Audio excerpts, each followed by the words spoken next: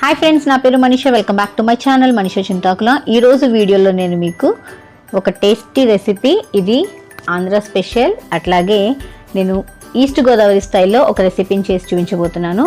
ఈ రెసిపీ వచ్చేసి ఒక్కొక్క ప్రాంతీయతను బట్టి ఒక్కొక్క వే ఆఫ్ కుకింగ్ అనేది ఉంటుంది.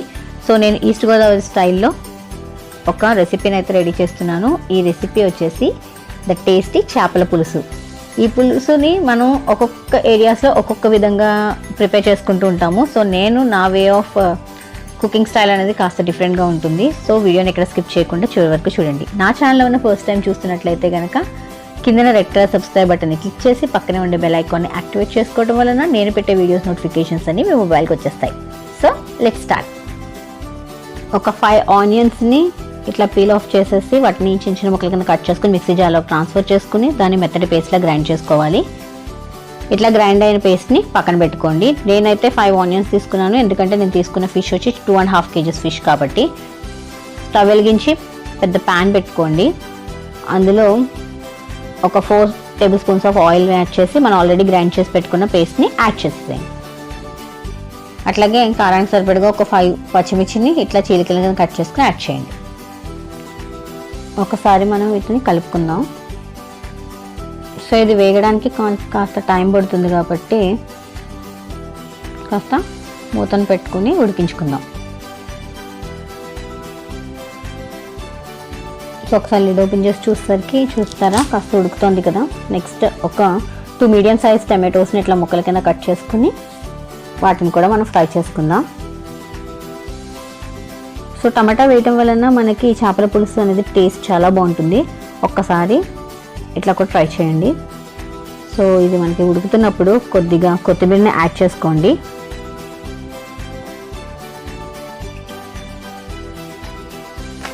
సో ఒకసారి స్టిచ్ చేసుకుని మూత పెట్టుకుందాం.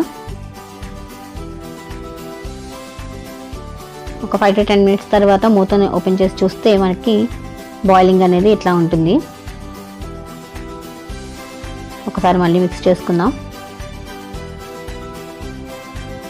ఫ్లేమ్ని మాత్రం హై అండ్ లో ఫ్లేమ్స్లోనే అడ్జస్ట్ చేసుకుంటూ ఉండండి.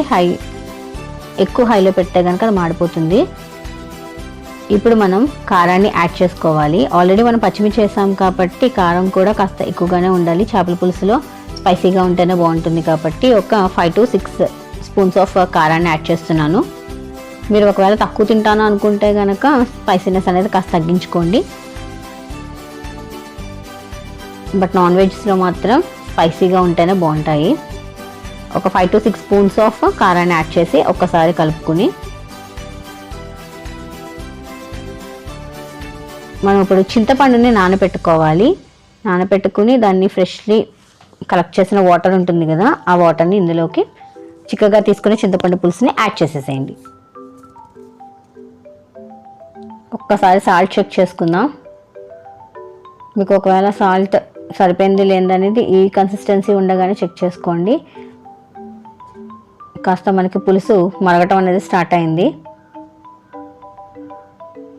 నేను ఈ చేపల పులుసుకి బొచ్చు చేపను తీసుకున్నాను. అది చాలా బాగుంటుంది పులుసు పెట్టుకోవడానికి. సో ఒకసారి ఆ చేపని మీరు కూడా ట్రై చేయండి. వాటిని నీట్గా కట్ చేసేసి ఆ చేప ముక్కల్ని మనం క్లీన్ చేసుకునే చేప ముక్కలన్నిటినీ కూడా ఈ పులుసులో యాడ్ చేసేసేయండి.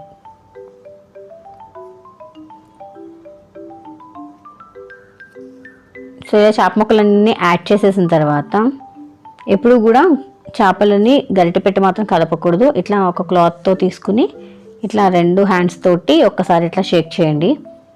నెక్స్ట్ కొద్దిగా కొత్తిమీరని యాడ్ చేసుకోండి. ఇంతేనండి. ఇంత ఈజీగా మన ఇంట్లో మనం టేస్టీగా చేపల పులుసు అనేది రెడీ చేసుకోవచ్చు.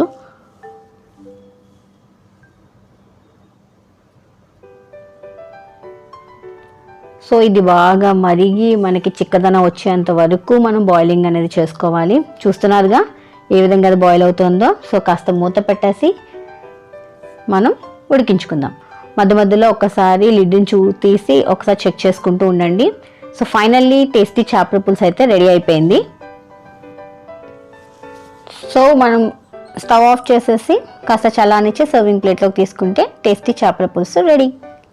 సో ఇది ఫ్రెండ్స్ ఇవాళ వీడియో. ఐ హోప్ ఈ వీడియో మీ అందరికీ నచ్చింది అనుకుంటున్నాను. ఒకవేళ నచ్చితే కనుక లైక్ చేయండి, మీ ఫ్రెండ్స్ అండ్ ఫ్యామిలీ మెంబర్స్కి షేర్ చేయండి, సబ్స్క్రైబ్ చేయడం మర్చిపోకండి. మరో ఇంట్రెస్టింగ్ వీడియోతో మీ ముందుకు వస్తాను. This is Manisha Chintakula signing off.